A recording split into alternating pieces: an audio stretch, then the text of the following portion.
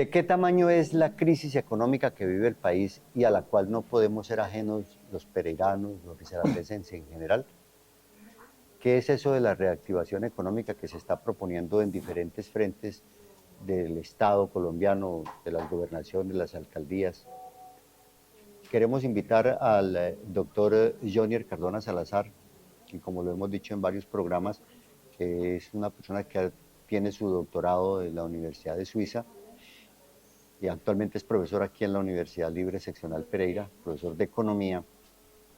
Tiene una larga experiencia en el sector público y en el sector privado como investigador y consultor.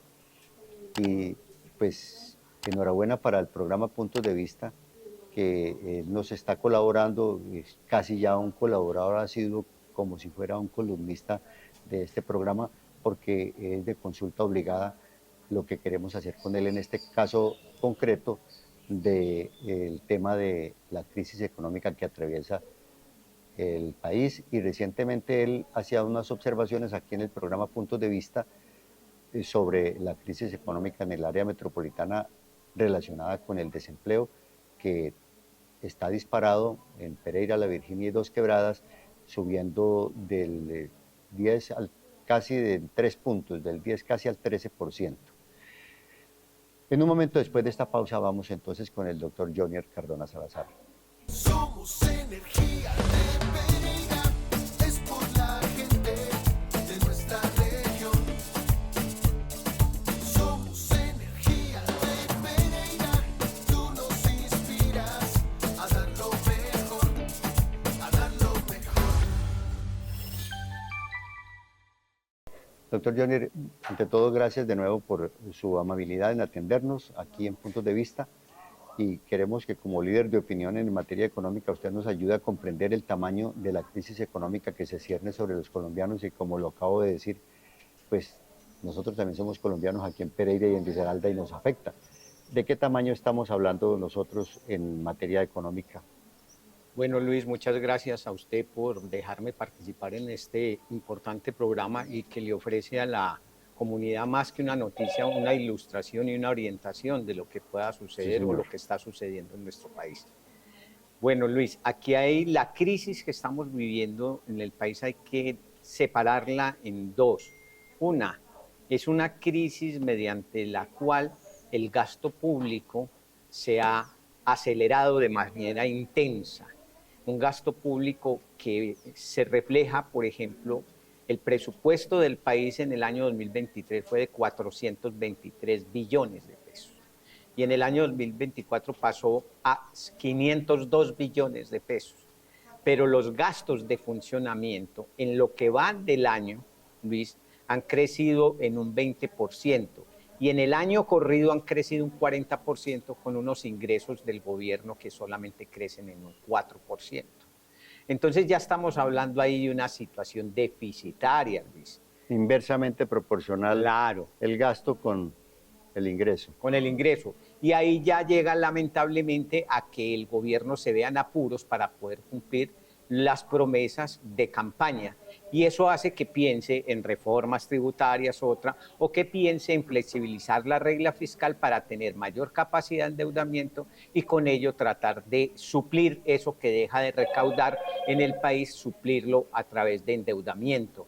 Y esa es una situación, Luis, que puede ser muy buena para las próximas elecciones, pero muy perjudicial para las próximas generaciones, puesto que al flexibilizarse la regla fiscal, lo único que estamos haciendo es mandarle una señal a los mercados internacionales y a las calificadoras de riesgo de hay una inestabilidad económica, política y financiera del país, y entonces con eso bajan la calificación de Colombia, por lo tanto los futuros endeudamientos van a ser a tasas más elevadas, unas tasas mucho más, digamos, exigentes, y lo que estamos haciendo es que las futuras generaciones tengan que pagar créditos muy onerosos para poder solucionar el hueco fiscal que hoy hay en el país, que no les permite cumplir con las obligaciones que establecieron en campaña con la población.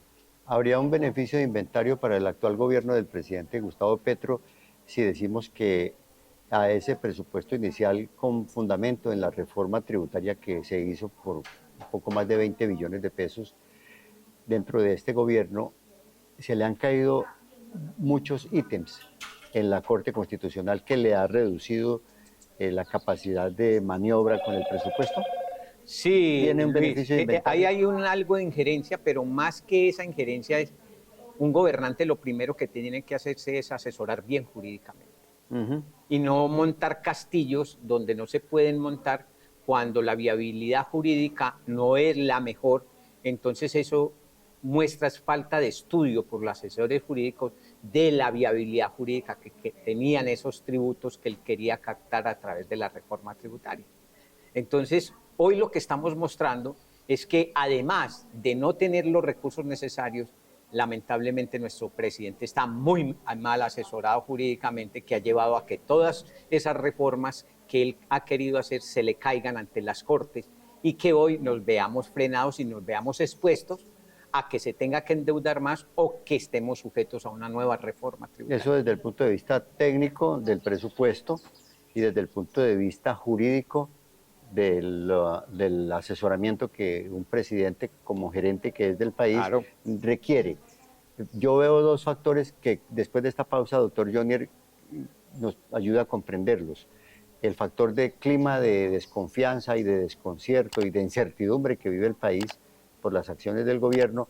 Y el segundo factor que yo veo para su análisis es el tema de la crisis política que literalmente desde que se inició este gobierno no ha tenido un solo día de descanso, además alimentado por el problema de la seguridad pública, de la reactivación de las acciones guerrilleras, de todas estas situaciones que día a día están generando un ambiente muy complejo en el clima del país después de esta pausa. Nuestro servicio de crédito busca el bienestar integral para nuestros afiliados. Es así que tenemos diferentes líneas con bajas tasas de interés para que puedas lograr ese maravilloso sueño. También queremos que tu familia disfrute el tiempo libre con actividades deportivas y recreativas. En nuestra agencia de viajes Confamiliar tenemos un amplio portafolio de destinos en donde disfrutarás tus mejores vacaciones. Además, también contamos con una gran variedad de eventos artísticos y culturales para nuestros afiliados. Bueno, aquí lo importante, Luis, como usted lo mencionaba, es, en primer lugar, la incertidumbre generada por las noticias o lineamientos que no tienen estabilidad en el tiempo.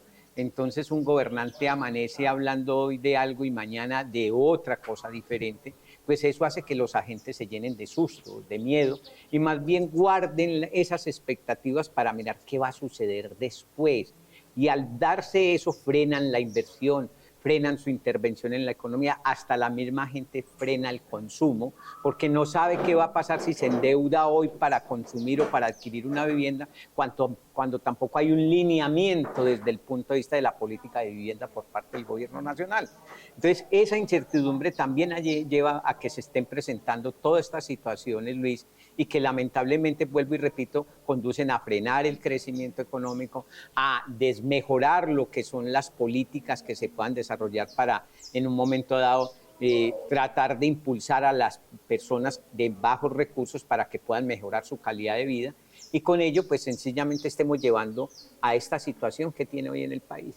Nosotros acá en Risaralda pues tenemos una paz consuetudinaria, una tranquilidad que a diferencia de otras regiones como el Cauca, Nariño, el Magdalena Medio, otras secciones del país, la violencia no para. La violencia guerrillera, paramilitares y cosas de esas por el estilo. ¿Eso afecta a la economía? Claro, Luis, ¿por qué? Porque hay un problema. En un proceso de negociación aquí no se están negociando ideales. Eso ya se perdió. Aquí se están negociando intereses económicos. La guerrilla no tiene ya ideales. Eso desapareció hace mucho rato. Ni objetivos políticos. Ni objetivos políticos. Ellos tienen un interés económico. Entonces, cuando usted ese interés económico no lo tiene en cuenta para negociar, es decir, ¿cómo voy a negociar yo con una gente que ve en el narcotráfico, en el secuestro y en la extorsión su mayor fuente de ingreso? ¿Cómo voy a tratar de convencer a esta gente a través de una alternativa que les dé, que trasladen sus intereses de eso a estas alternativas? Aquí lo que se ha buscado es simplemente un sometimiento a costa de ¿qué? De nada, es decir, demostrarse que se someten a un gobierno, pero no hay una alternativa para hacer de que ese negocio lucrativo de esos agentes sea en un momento dado comparado con otra alternativa y se tome la decisión de un costo de oportunidad de pasarse acá a esta otra alternativa. ¿Sí ve? No ha tenido capacidad negociadora el gobierno, no ha sabido focalizarse bien. Él piensa que el problema es ideológico con la guerrilla o con los grupos armados. No, aquí el problema ya es económico y de guerra de territorios por extender lo que es el manejo mafioso de la droga en nuestro país. Y presencia del Estado en esos sitios. Y presencia del Estado en esos sitios. Doctor Johnner Cardona, ese rifirrafe político cotidiano entre el Congreso de la República y el presidente de la República y los asesores del presidente, ministros, hasta de mandos medios se la pasan agarrados con los congresistas, también afecta el ambiente económico. Después de esta pausa, para que se lo expliquemos un poco a la opinión pública aquí en Puntos de Vista. Mauricio, que va para el baño, ve cómo gotea la llave del lavamanos y cierra la llave. Lo mismo hace Verónica en el lavaplatos mientras lava la loza. Definitivamente esta familia le va a anotar, ¡gol! Esta familia le acaba de anotar un golazo al fenómeno del niño. Únete al ahorro del agua. Si la usamos bien, alcanza para todos. Aguas, nuestra empresa. Aguas y Aguas, patrocinador del Deportivo Pereira. Recordemos, Luis, que el Congreso de la República hace parte de la institucionalidad del país. Y cuando en el Congreso de la República no se debaten las cosas importantes, sino que se llega simplemente a personalizar, a tratar de mostrar quién es el malo y quién es el bueno, dejando de lado lo que necesita el país, que son reformas consensuadas, reformas debidamente trabajadas por todos, mediante las cuales todos los grupos políticos, independientemente de lo que se piense, puedan salir a decirle a la población: hoy tenemos una política pública de un gobernante consensuada, unificada, que le va a permitir a las diferentes formas de pensar en este país de que se hizo un trabajo conjunto. No, aquí ya es una guerra de imposición, el gobierno por su lado y ya quienes están en contra del gobierno por otro lado. Entonces ya se convierte eso en un problema personal y el Paganini es en últimas la población. Y agreguemos el tema del clima de corrupción, el ambiente, la desconfianza alrededor de un tema que es muy sensible en la opinión pública colombiana, porque el gobierno de Gustavo Petro llegó precisamente al poder para luchar contra la corrupción y terminó sumergida y navegando y enlodada o empantanada en la corrupción. Y con los mismos agentes políticos que existían tradicionalmente utilizando esa figura. De la mano de ellos. De la mano de ellos. ¿Eso le pega a la economía? Claro, porque los mismos agentes inversionistas ven que la institucionalidad del país no está deliberando para lo que tiene que deliberar, que las decisiones se van a tardar y que en la medida que las decisiones se tarden van a ser más costosas para el inversionista. Y si van a ser más costosas hay que buscar otras alternativas en otros países. Entonces no hay nada que no afecte a la economía. Todo lo afecta, desde lo más mínimo hasta lo máximo, Luis. Todo. Esa falta de institucionalidad hoy, esa falta de dirimir claramente las cosas, ineludiblemente está espantando la inversión, la está haciendo cada vez más alejada de nuestro país. Entonces, si no nos ponemos las pilas, pues vamos a terminar en bancarrota en un país. Y la política, para bien o para mal, está ahí en el corazón de la economía. De la economía, es que la economía, los lineamientos son de política económica. Claro. Bueno, entonces hablemos de política económica porque quería llegar a ese punto. Usted y yo hablamos por teléfono antes de esta entrevista y planteamos por iniciativa suya la forma de explicar a la gente una propuesta que está surgiendo entre la opinión económica del país y es el proceso o la implementación del famoso triple 10. Correcto. Que no hay un triple 15, que eso es para sembrar matas. Pero hay un triple 10 en la economía. Expliquémosle un poco a la opinión pública de punto de vista, doctor Johnner Cardona Salazar, ¿qué es el triple 10? Bueno, Luis, antes de entrar al detalle hay que explicar el entorno. Hoy tenemos por exenciones tributarias y por deducciones más de 150 millones que no se cobran en impuestos, por exenciones y deducciones. Y eso, pues 150 billones que tienden a ser el 25% del presupuesto nacional, que no se recauda, es decir, no están sujetos a tributo. Entonces cada vez los gobernantes buscan supuestamente para compensar esa falta de recaudo el ir haciendo reformas tributarias constantemente. Es decir, vamos a tratar de que los ricos paguen más y los pobres paguen menos, entonces hay que seguir haciendo reformas tributarias. Y eso hace que el pueblo se agobie de tributos, se llene de miedos también, y en últimas la capacidad de ahorro de los individuos se caiga. Y cuando en un país la capacidad de ahorro cae, la posibilidad de inversión también se desmorona. Entonces aparece una decisión que se ha tomado en un país y en otros países como Paraguay de generar un triple 10, que es el cobro del mismo porcentaje en impuestos esenciales como el IVA, el impuesto a las empresas, a las personas jurídicas y el impuesto a las personas naturales. Entonces la tasa es del 10%. Para todos. Para todos. Para esos tres segmentos. Correcto. ¿Bajo qué argumento? Bajo el argumento que se baja el IVA de los productos de la canasta familiar, que hoy están algunos en el 19, otros en el 16 al 10, pero hay que disminuir o incorporar a cobro de IVA aquellos bienes que hoy están exentos. O sea, un rasero del 10%. Para todos los bienes y servicios. Entonces, aquí ya hay que mirar es la sensibilidad, es decir, si voy a bajar el IVA del 19, del 16 al 10, pero también voy a coger ciertos bienes que no estaban grabados antes y los voy a grabar, hacer un análisis de sensibilidad, es decir, esa gente que consume, que hoy consume un bien que no paga impuestos, pero va a entrar a pagarlo con el 10, ¿en cuánto se beneficiaría cuando ya deja de pagar el 19 o 16 para bajarlo al 10? De acuerdo. Entonces ahí hay que hacer un análisis de sensibilidad. Eso reactiva. Eso.